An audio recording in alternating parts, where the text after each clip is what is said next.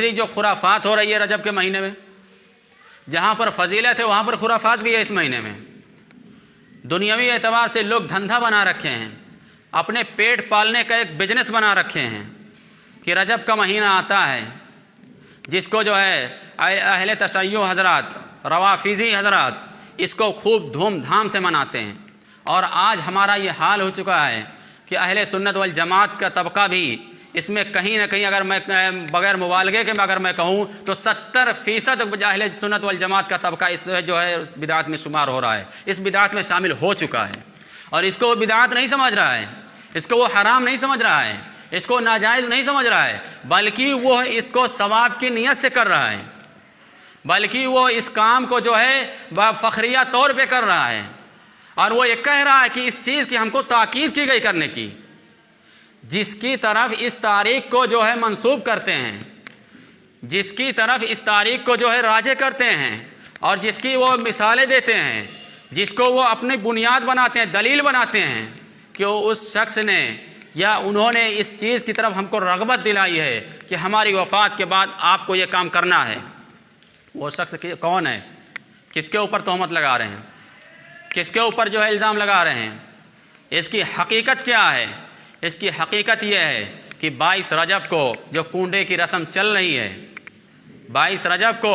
جو کنڈے کی رسم چل رہی ہے، یہ 22 رجب کیا ہے؟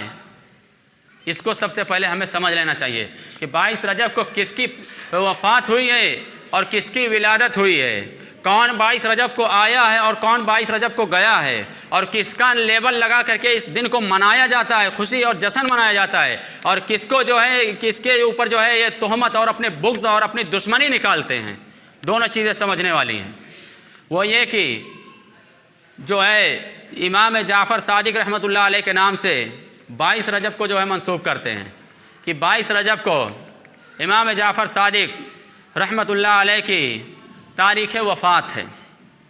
کیا کہیں؟ تاریخ وفات ہے۔ یہ اہل سنت والجماعت کا عقیدہ نہیں ہے، اور ہے بھی نہیں یہ تاریخ وفات، یہ روافضی حضرات کہہ رہے ہیں، شیعہ حضرات کہہ رہے ہیں یہ بات، جو کہ وہ لوگ ظاہراً تو یہ بات کہہ رہے ہیں لیکن وہ بھی جانتے ہیں کہ یہ تاریخ وفات ان کی نہیں ہے۔ یہ اہل سنت والجماعت کو گمراہ کرنے کے لیے یہ تاریخ ہمارے دلوں میں، ہمارے دماغوں میں بیٹھایا ہے